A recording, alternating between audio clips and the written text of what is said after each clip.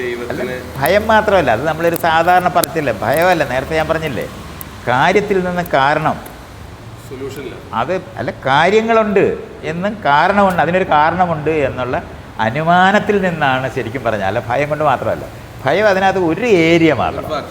അത് ഇരുട്ടുണ്ടാകുന്ന സമയത്തൊക്കെ ഉണ്ടാകുന്നതാണ്. കണ്ണ് പ്രധാനമായ ഒരു ജീവി ഇരുട്ട് കാണുമ്പോൾ അതിനകത്തെ ഭയക്കുന്നു എന്നുള്ള അർത്ഥമേ ഉള്ളൂ. അല്ല, എല്ലാ ഭയത്തിൽ നിന്ന് മാത്രമല്ല. ഭയം ഇല്ലാതിരുന്ന ഇയാൾ ടോർച്ച് ലൈറ്റ് അടിച്ചു കഴിഞ്ഞാൽ ഇയാൾ വിശ്വാസി അല്ലാതായി പോകും. വേറെ കാര്യത്തിനകത്ത് ഇയാൾക്ക് പ്രശ്നമുണ്ട്. മരണം എന്തുവാണെന്ന് അറിഞ്ഞുകൂടാന്നുണ്ടെങ്കിൽ പേടിക്കും. അത് വേറെ കാര്യമാണ്. കാര്യകാരണ സംബന്ധമായി ലോകത്തിനെ മനസ്സിലാക്കുന്നത് കൊണ്ടാണ്. അതായത് ഭയം എന്ന് പറഞ്ഞാൽ അതിനകത്ത് ഒരു ഫാക്ടറാണ്, ദൈവത്തിന് ബലം കൊടുക്കുന്ന ഒരു ഫാക്ടറാണ് ഭയം. അപ്പോൾ ദൈവത്തിൽ എത്തിച്ചേരുന്നു എന്ന് വിചാരിക്കുന്നവന് എന്ത് പേടിക്കണം? അതുകൊണ്ടാണ് അഭയം എന്ന് വിളിക്കുന്നത്. ദൈവത്തിന് അഭയം എന്നാണ് പറയുന്നത്, ഭയമില്ലാതിരിക്കുന്നതെന്ന്.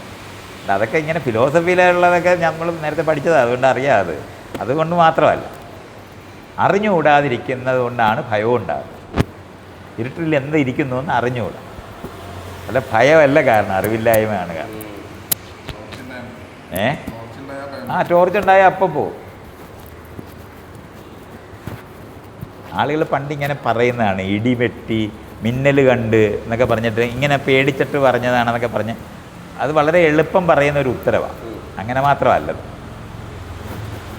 ഞാനീ പറയുന്ന പോലെ കാര്യകാരണ സംബന്ധമായി ലോകത്തിനെ മനസ്സിലാക്കാൻ തുടങ്ങിയപ്പോൾ എല്ലാത്തിനും പുറകിലൊരു കാരണമുണ്ട് എന്ന് നമ്മൾ അനുമാനിച്ചെത്തിച്ചേർന്ന അവസാനത്തെ കാരണമായിരിക്കുന്നതിനെയാണ് ദൈവം എന്ന് വിളിക്കുന്നത്.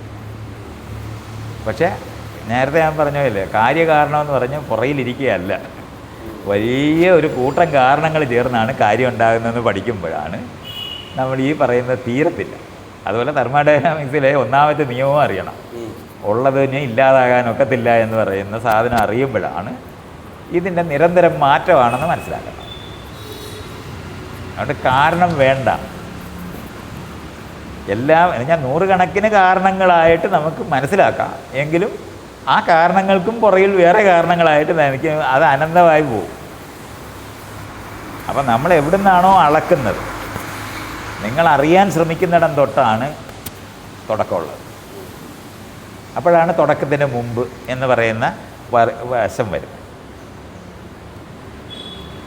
എപ്പോഴേ അറിയാൻ, പ്രപഞ്ചത്തിൽ ആരെങ്കിലും എവിടെങ്കിലും അറിയാൻ ശ്രമിച്ചാൽ അപ്പം തുടക്കം ഉണ്ടാകും. സൂക്ഷിച്ച് ആലോചിച്ചാൽ മനസ്സിലാവുക. ഇപ്പോൾ ഇവിടെ നിന്ന് ഇവിടുത്തെ റെയിൽവേ സ്റ്റേഷനിലേക്ക് ദൂരം അളക്കുന്നു. എവിടെ നിന്ന് അളക്കും? എവിടെ നിന്ന് അളക്കും? പറ. ആ പോയിന്റ് അവിടെയാ. ഇവിടെ നിന്ന് അളക്കണം.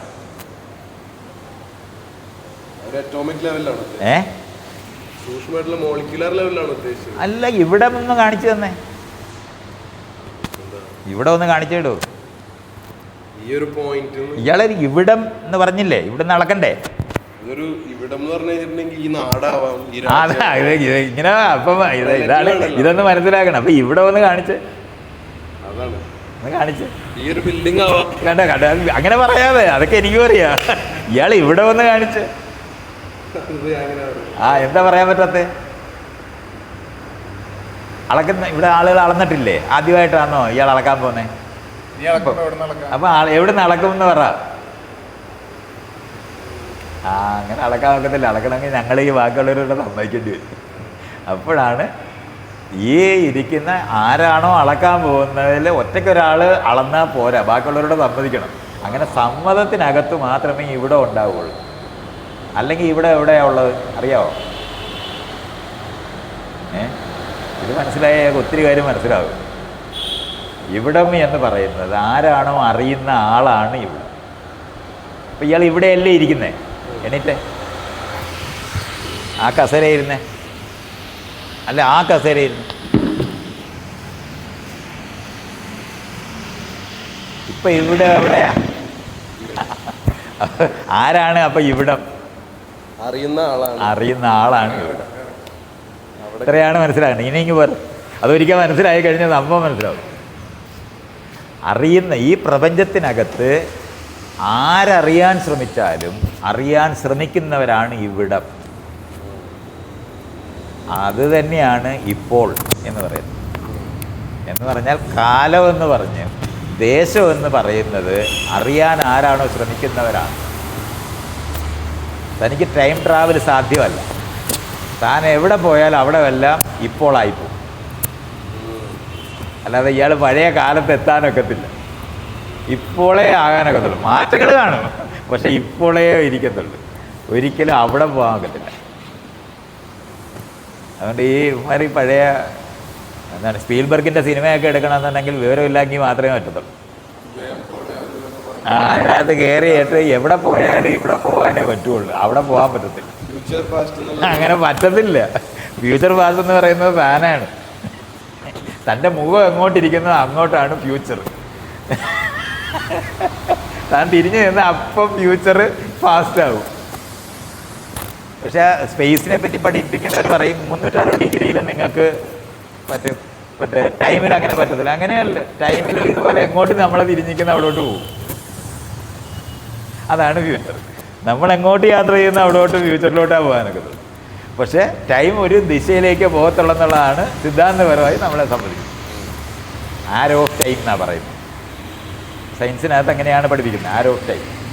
പക്ഷേ ഐൻസ്റ്റീനോട് ചോദിച്ചാൽ പറയും ഇല്ല, നിങ്ങളെ എങ്ങോട്ട് നിങ്ങൾ പോയാലും അവിടെ എല്ലാം നിങ്ങൾ, അതുകൊണ്ടാണ് പാസ്റ്റിലും പ്രസൻറ്റിലും ഒക്കെ പോകാൻ പറ്റുമെന്ന് പറയുന്നത്. പക്ഷേ പാസ്റ്റും പ്രസൻറ്റിലും എങ്ങും പോകാനൊക്കത്തില്ല, നിങ്ങൾക്ക് മാത്രമേ പോകാനൊക്കത്തുള്ളൂ. നിങ്ങൾ പോകുന്നിടമെല്ലാം പാസ്റ്റും പ്രസൻറ്റും ഫ്യൂച്ചറും എല്ലാം ഒന്നിച്ചാണ്. കാര്യം നമ്മളാണത്. അറിയുന്ന ആളാണ് ഇവിടെ ഇപ്പോൾ എന്ന് പറയുന്ന 2 പോയിൻറ്റും സ്പേസ് ആയാലും ടൈം ആയാലും അറിയുന്ന ആളാണ്. അയാളാണ് തുടക്കക്കാരൻ.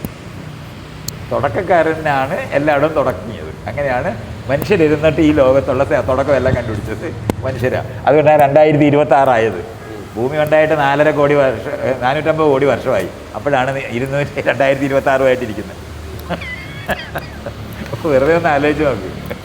പ്രപഞ്ചം ഉണ്ടായെന്ന് പറഞ്ഞിട്ടുണ്ടെങ്കിൽ 13.8 ബില്യണാണ്. അപ്പോഴും 2026 വെച്ചിട്ട് അല്ല 25-ലാണ് ഞാൻ ജനിച്ചത് എന്നൊക്കെ പറഞ്ഞ് വലിയ വാശിയൊക്കെ പറയത്തില്ല. ഇതൊക്കെ മനുഷ്യരെ സങ്കല്പിച്ചുണ്ടാക്കിയ ലോകങ്ങളെ. അതുകൊണ്ടാണ് 2300 ഇവിടെ ബുദ്ധൻ്റെ കാലത്താണെങ്കിൽ കേരളത്തുകാരനാണെങ്കിൽ 1700 കണ്ടായിരുന്നു അല്ലേ? 1100. മറ്റേ കൊല്ലവർഷം എത്രയാണ്? 1200 കണ്ട. 1700 ഇസ്ലാം മതക്കാരനാണ് കൊല്ലവർഷം. കണ്ട നമ്മുടെ വർഷമൊന്നും അറിഞ്ഞൂടാ നമുക്ക്. 1100 കണ്ട. ഇതൊക്കെയാണ് ഇങ്ങനെ മനുഷ്യരുണ്ടാക്കിയ തുടക്കങ്ങളും സ്ഥലങ്ങളേ ഉള്ളൂ. അല്ലാതെ പ്രപഞ്ചത്തിൽ അതൊന്നുമില്ല. അറിയാൻ ആര് ശ്രമിച്ചാലും ഇതുപോലുള്ള കാര്യങ്ങൾ പറയാൻ ബാധ്യത വരും. ഇവിടെ നിന്ന് തുടങ്ങാം എന്ന് പറയും. പ്രപഞ്ചത്തിൽ തുടങ്ങാനൊക്കെ തുടക്കമില്ല. മനുഷ്യർക്ക് അറിയാൻ ശ്രമിച്ചോ തുടക്കമുണ്ട്. അറിയുന്നത് ക്ഷീണിക്കുമ്പോൾ അവസാനിക്കും. അങ്ങനെയാണ് സിനിമ തുടങ്ങും അവസാനിക്കും. ശുഭം എന്നൊക്കെ എഴുതി കാണിക്കാം. ജീവിതത്തിൽ അതൊന്നും നടക്കത്തില്ല. അത് തുടർന്ന് കണ്ടിന്യൂസ്. ഇതുപോലൊക്കെ മനസ്സിലാക്കുമ്പോൾ ഇയാൾ ഈ ചോദിക്കുന്ന 80% ചോദ്യവും കാറ്റത്തങ്ങ് പറന്നു പോകും. മനുഷ്യരുടെ വിചാരം അവർക്ക് ആ ഏരിയയൊക്കെ ഇങ്ങനെ അറിയാം എന്നങ്ങനെ തോന്നിപ്പോവും. പക്ഷെ അങ്ങനെയല്ല. സൂക്ഷ്മമായിട്ട് മനസ്സിലാക്കുമ്പോൾ നമ്മൾ ഈ മനസ്സിലാക്കുന്ന പോലെ അല്ല ഈ പ്രപഞ്ചത്തിനെ സമീപിക്കേണ്ടതെന്ന്. അറിയുന്ന ആളിൽ നിന്ന് അഭേദ്യമായ ഒരു പ്രപഞ്ചം ഉണ്ടാക്കാനൊക്കെ. നമ്മൾ പ്രപഞ്ചം ആകാൻ പറ്റത്തില്ല, പ്രപഞ്ചം അല്ലാതാകാനും പറ്റത്തില്ല. ഇയാൾ പ്രപഞ്ചം ഞാനും പ്രപഞ്ചവും എന്ന് ഒരാൾ പറഞ്ഞാൽ ഇയാൾ പ്രപഞ്ചത്തിന് പുറത്തിറങ്ങിയിരിക്കാൻ പറ്റുമോ? ഇതിനെങ്ങനെയാണ് അങ്ങനെ പറഞ്ഞത്? ഇമാജിൻ ചെയ്ത് പറയാം, അത്രേ വരും. അല്ല, പ്രപഞ്ചവും മനുഷ്യനെന്ന് പറയുമ്പോൾ പ്രപഞ്ചമെന്ന് പറഞ്ഞു കഴിഞ്ഞാൽ നമ്മളെല്ലാം അതിനകത്തായിപ്പോൾ. പ്രപഞ്ചത്തിന് പുറമില്ല, സിംഗിൾ ബോഡിയാണ്, അകവേ ഉള്ളൂ. പുറത്ത് എന്തുണ്ടെന്ന് പറഞ്ഞാൽ അത് ഉടനെ അകത്തായിപ്പോൾ. നമ്മൾ അറിഞ്ഞാൽ ഉടനെ അത് അകത്താവും. ഇയാളിവിടെ നിന്ന് അങ്ങോട്ട് മുമ്പോട്ട് പോയാൽ പോയെടുത്ത് തിരിച്ചു വരത്തേ ഉള്ളൂ. വലിയൊരു ഉള്ളേ ഉള്ളൂ, പുറമില്ല. അപ്പോൾ പ്രപഞ്ചം വികസിക്കുന്നു എന്ന് പറഞ്ഞാൽ എങ്ങോട്ട് വികസിക്കും? എങ്ങോട്ട് വികസിക്കുന്നത് പറയാനൊക്കത്തില്ല, നമ്മുടെ അനുഭവം ഇങ്ങനെയാണെന്ന് പറയാനേ പറ്റും. അല്ല, വികസിക്കുന്നത് എങ്ങോട്ടാണെന്ന് പറയാനൊക്കത്തില്ല. കാരണം സ്പേസ് അവിടെ ഇല്ല. സ്പേസ് അറിയുന്നിടത്തേ ഇരിക്കത്തുള്ളൂ. അങ്ങനെയാണ് അത് സയൻറ്റിസ്റ്റുകൾ പറയുന്നതല്ല, നമ്മുടെ അനുഭവമാണത്. അവരുടെ ഒബ്സർവേഷൻ തെറ്റല്ല. എവർ എക്സ്പാൻഡ് ചെയ്യാനായിട്ട് അവിടെ സ്പേസ് ഇല്ല. രണ്ട് വസ്തുക്കളുടെ ഇടയിൽ ഉള്ളതിനെയാണ് നമ്മൾ സ്പേസ് എന്ന് പറയുന്നത്. അപ്പോൾ അവിടെ ഒരു നക്ഷത്രം നിന്നാലേ ഇവിടെ ഒരു നക്ഷത്രത്തിന് തമ്മിൽ അകലുന്നു എന്ന് കണ്ടുപിടിക്കാനൊക്കത്തുള്ളൂ. രണ്ട് നക്ഷത്രങ്ങൾ തമ്മിൽ അകലാൻ സ്പേസാണ് അകന്നുകൊണ്ടിരിക്കുന്നത്. അല്ല, വസ്തുക്കൾ എങ്ങോട്ടും പോകുന്നില്ല, സ്പേസാണ് അകലുന്നത്. അല്ലാതെ ഗാലക്സികൾ പറന്നു പോവുകയല്ല. അത് അങ്ങനെ പറയുന്നത് ഇത് മനസ്സിലാക്കാനാണ്. ഒരു ബലൂണിൻ്റെ മുകളിലുള്ള പുള്ളികൾ അകലുന്നത് പോലെയാണെന്ന് പറയുമ്പോൾ പുള്ളികൾ യാത്ര ചെയ്യുന്നില്ല എന്നല്ല മനസ്സിലായില്ലേ? അതുപോലെയാണ് ഒരു ഗാലക്സിയും യാത്ര ചെയ്യുന്നില്ല. പക്ഷെ നമ്മൾ അളന്നിടും, ഈ ഗാലക്സി എത്ര സ്പീഡിൽ പോകുന്നു എന്നൊക്കെ പറഞ്ഞ് അളക്കത്തില്ല. നമ്മുടെ സൂര്യനെ അളക്കത്തില്ല, സൂര്യൻ്റെ യാത്രയെ അളക്കും, ഭൂമിയുടെ തിരിവിനെ അളക്കും, ഇതെല്ലാം നമ്മൾ ചെയ്യും. അതുകൊണ്ട് നമ്മൾ നമ്മളുണ്ടാക്കിയ അളവ് പോലും വെച്ചിട്ടുണ്ടായ അനുഭവങ്ങളെയാണ് നമ്മൾ പ്രപഞ്ചം വിളിക്കുന്നത്.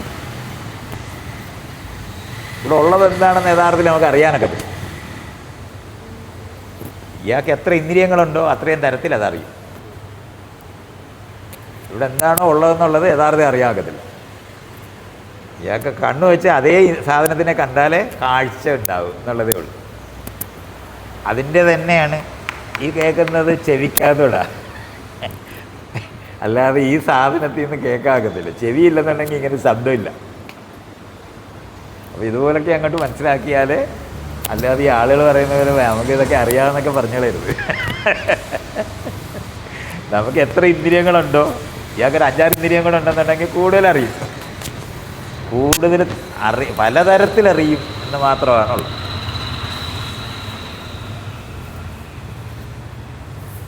അല്ല, ആദ്യം അറിഞ്ഞ അറിവ് മാത്രമേ ഉള്ളെന്നോ അവസാനം അറിഞ്ഞത് അവസാനത്തെ അറിവാണെന്നോ അർത്ഥമില്ല. എത്ര ഇന്ദ്രിയമുണ്ടോ അത്രത്തോളം വ്യത്യസ്തമായിട്ട് പ്രപഞ്ചത്തിന് അറിയാം. എന്തറിയണമെന്നുണ്ടെങ്കിൽ ഒരു ഇന്ദ്രിയം വേണം. അപ്പോൾ ഒരു ഇന്ദ്രിയത്തിൻ്റെ രൂപീകരണത്തിനെയാണ് നമ്മൾ ജീവൻ്റെ തുടക്കം എന്ന് പറയുന്നത്. ഒന്നും പിടിച്ച ദൈവങ്ങളെ ആവശ്യമായിട്ട് വരും, കാരണം എല്ലായിടും അറിയാൻ പറ്റും. അറിഞ്ഞു തീർക്കാൻ വയ്യാത്ത പ്രപഞ്ചം ഉള്ളിടത്തോളം കാലം ഈ കള്ളൻ ദൈവം അവിടെ നിൽക്കും. അങ്ങനെ മനസ്സിലാക്കിയാൽ ഗോഡ് ഓഫ് ദ ഗ്യാപ്പ് എന്നും കാണും. കാരണം പ്രപഞ്ചം അറിഞ്ഞ് തീർക്കാൻ പറ്റത്തില്ല. ഈ ഹ്യൂമൻ കൈൻഡ് എത്രയ്ക്ക് അഡ്വാൻസ് ആയി കഴിഞ്ഞാലും ഗ്യാപ്പ്. അതുകൊണ്ടാണ് ഞാൻ പറഞ്ഞ പ്രപഞ്ചം തീർന്ന് മാറാതെ ചത്തിരിക്കുകയാണ്. ഇയാൾ സിനിമ ഷൂട്ട് ചെയ്ത് വെച്ചിരിക്കുന്ന പോലെയാണ് പ്രപഞ്ചം ഇരിക്കുന്നതെങ്കിൽ ഇയാൾക്ക് ഇട്ടങ്ങ് കണ്ട് തീർക്കാൻ പറ്റും. അങ്ങനെ പറ്റത്തില്ല. എല്ലാ ദിവസവും പുതിയ കഥയുണ്ടാക്കിക്കൊണ്ടിരിക്കുന്ന സിനിമയാണ് നമ്മുടെ. അതാണ് അതിൻ്റെ പ്രശ്നം. എവർ എക്സ്പാൻഡിങ് അല്ലേ? എവർ എക്സ്പാൻഡിങ്ങും എന്താണ് ഇൻറ്റേണലായിട്ട് നിരന്തരം മാറുന്നതും. എക്സ്പാൻഷൻ മാത്രമല്ല, ഡെപ്തിലും മാറുന്നു. എപ്പോഴും വെർച്വൽ പാർട്ടിക്കിൾസ് ഉൽപ്പാദിപ്പിക്കപ്പെട്ടുകൊണ്ടിരിക്കുന്ന ഒരു പ്രപഞ്ചമാണ്. അത് റിയലായ പാർട്ടിക്കിളെന്ന് നമ്മൾ വിളിക്കുന്നിടത്ത് എത്തുന്നത് വരെ അത് വെർച്വൽ പാർട്ടിക്കിൾ. 2 ലൈറ്റ് വെച്ചിട്ട് ഇപ്പോൾ ഈയിടയ്ക്കാണ് ഐൻസ്റ്റീൻ്റെ സിദ്ധാന്തം വ്യക്തമായിട്ട് ലൈറ്റ് വെച്ചിട്ട് മാറ്റർ ഉണ്ടാക്കിയത്. 2 ലൈറ്റ് കൂട്ടിയിടിച്ചപ്പോൾ കട്ടിയുള്ള മാറ്റർ.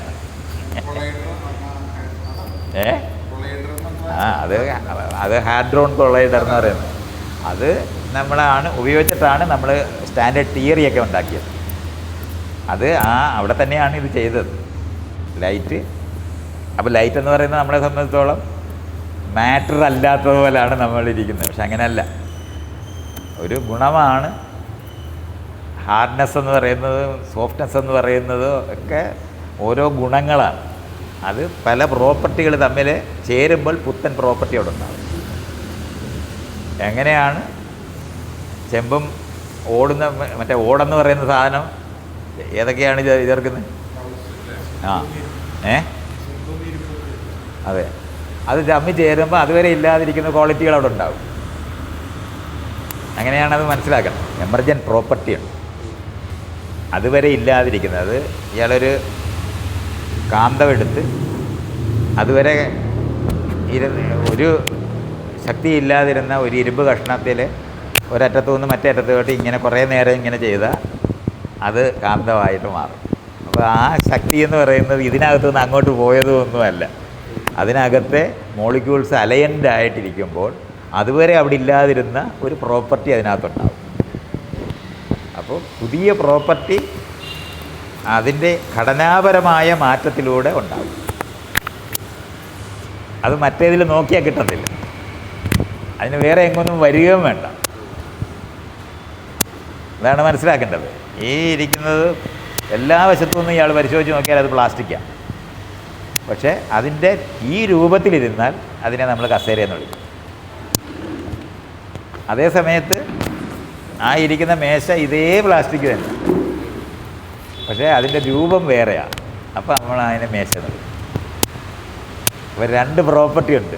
കസേരയിൽ നമുക്ക് ഇരിക്കാൻ പറ്റും, മേശയിൽ നമുക്ക് സാധനങ്ങൾ വയ്ക്കാൻ പറ്റും. അപ്പോൾ രണ്ട് ഗുണം ഒരെണ്ണത്തിൻ്റെ രൂപമാറ്റത്തിനകത്തൂടെ നമുക്ക് ഉണ്ടാക്കിയെടുക്കാൻ പറ്റും. പ്രപഞ്ചത്തിൽ നിരന്തരം രൂപമാറ്റങ്ങളാണ് സംഭവിക്കുന്നത്. അപ്പോഴാണ് പുത്തൻ ഗുണങ്ങൾ ഉൽപ്പാദിപ്പിക്കപ്പെടുന്നത്.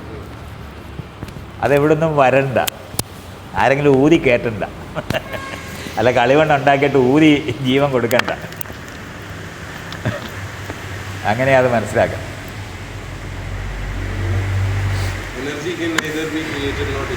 അതുകൊണ്ടാണ് ഉണ്ടാക്കാനും ഒക്കത്തില്ല, നശിപ്പിക്കാനും ഒക്കത്തില്ലെന്ന് പറയുമ്പോൾ പിന്നെന്തുവാ അതിന് സംഭവിക്കുന്നത്? അതിനെന്ത് പറയും? അല്ല, അതിനെ നിരന്തരം മാറാനേ പറ്റുള്ളൂ. അപ്പോൾ അതുകൊണ്ടാണ് ഞാൻ പറഞ്ഞത് പ്രപഞ്ചം ഉള്ളതാണ് എന്ന് ഞാൻ പറയും. ആൾക്കാർക്ക് മനസ്സിലാകാതെ അവർ പക്ഷേ എനർജിയെ പറ്റി പറഞ്ഞാൽ അതുണ്ട്. പക്ഷെ പ്രപഞ്ചം എന്ന് പറഞ്ഞാൽ അവർ സമ്മതിക്കുന്നില്ല. അത് 13.8 വർഷത്തിൽ തുടങ്ങിയെന്നൊക്കെ പറഞ്ഞ് തുടങ്ങും. അത് നമുക്ക് നമ്മൾ മെഷർ ചെയ്യാനായിട്ട് അതിനപ്പുറത്തോട്ട് കഴിയാതിരിക്കുന്നതുകൊണ്ടാണ്. അല്ലാതെ അവിടെ ഒന്നും ഇല്ലാതിരിക്കുകയല്ല, നമുക്ക് മെഷർ ചെയ്യാൻ കഴിയാതിരിക്കുന്ന അവസ്ഥയാണ് ഉള്ളത്. സിംഗുലാരിറ്റി എന്ന് പറഞ്ഞാൽ മെഷർ ചെയ്യാൻ പറ്റത്തില്ല. അതുകൊണ്ടാണ് അതിനെ തുടക്കം എന്ന് പറയുന്നു എന്നുള്ളതല്ലാതെ തുടങ്ങാനൊക്കത്തില്ല പ്രപഞ്ചത്തിന്. കാരണം ഇല്ലാതാകാൻ പറ്റത്തില്ല. തെർമോഡൈനാമിക്സിലെ ഒന്നാമത്തെ നിയമത്തിനകത്ത് energy can neither be created not destroyed എന്ന് പറയുന്ന ഒന്നാം നിയമമാണ്. അതിൻ്റെ അർത്ഥം ഉള്ളതാണെന്നാണ് പറയുന്നത്. ഉണ്ടാക്കാനും ഒക്കത്തില്ല, നശിപ്പിക്കാനും ഒക്കത്തില്ലെന്ന് പറഞ്ഞ അർത്ഥം എന്താ? ഉള്ളതാണ്. അത് മാത്രമാണ് ഞാൻ ഈ പറയുന്നത്, പ്രപഞ്ചം ഉള്ളതാണ് എന്ന് ഞാൻ പറയുമ്പോൾ അങ്ങനെയല്ല. അത് ശാസ്ത്രം പറഞ്ഞിട്ടില്ലെന്നൊക്കെ പറഞ്ഞ് എൻ്റെ അടുത്ത് ഇവിടുത്തെ ഈയിടയ്ക്ക് ഒരു ജെമിനി ശാസ്ത്രജ്ഞൻ ഉണ്ടായിട്ടുണ്ടായിരുന്നു. ജെമിനി എന്ന് പറഞ്ഞൊരു ആപ്ലിക്കേഷനല്ലേ, അതിനോട് മൈത്രേയൻ ഇങ്ങനെ പറഞ്ഞു ഉള്ളതാണ്. അപ്പം ജെമിനി പറഞ്ഞു കൊടുത്ത് അത് അങ്ങനെ ശാസ്ത്രം പറഞ്ഞിട്ടില്ലെന്ന്. ഇത് കേട്ടാൽ തോന്നുന്നു ശാസ്ത്രജ്ഞനെ എല്ലാ വിവരവും ആയിക്കഴിഞ്ഞെന്ന്. ഞാൻ പറഞ്ഞു ഇനി ശാസ്ത്രജ്ഞന്മാർ പഠിച്ചാൽ മതി, അല്ലാതെ എനിക്ക് അങ്ങനത്തെ പേടിയില്ല.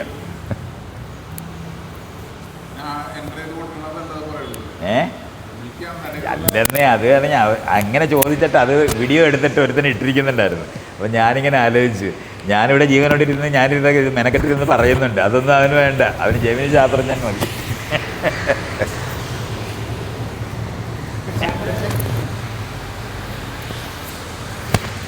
താങ്കളെ ഈ സമൂഹത്തിൽ ഏറ്റവും അസ്വസ്ഥനാക്കുന്ന ഒരു കാര്യം എന്താ?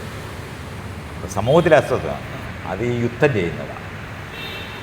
അതുകൊണ്ട് പണ്ട് കാലത്ത് ലോകത്തിനെ പറ്റിയുള്ള അറിവില്ലാതിരുന്ന സമയത്ത് അന്യര് ശത്രുക്കളാണെന്ന് വിചാരിച്ചിരുന്ന മനുഷ്യരുടെ തുടർച്ചയ്ക്കകത്താണ് അതെന്നെ അസ്വസ്ഥപ്പെടും. ഇന്ന് നമ്മൾ വ്യവസായവും വ്യാപാരവും ചെയ്ത് എല്ലാവരും ആവശ്യമാണെന്ന് അറിയുന്ന കാലത്തും നമ്മൾ പഴയതുപോലെ പെരുമാറുന്നതാണ്. അതാണ് അത് ഉറങ്ങാതെ സങ്കടമൊക്കെ ഉണ്ടാകുന്ന ഒരു സാധനം. ഒരു പഴയ ബോധം കൊണ്ടാണ്. അന്യരായിട്ട് നേരത്തെ പറഞ്ഞല്ലോ, കറുത്തവരും വെളുത്തവരും അന്ന് വള്ളത്തെ കയറി വന്നപ്പോൾ തെറ്റിദ്ധരിച്ച് പോയിട്ടുണ്ടായ ശത്രുതയാണ് നമ്മുടെ പ്രശ്നം.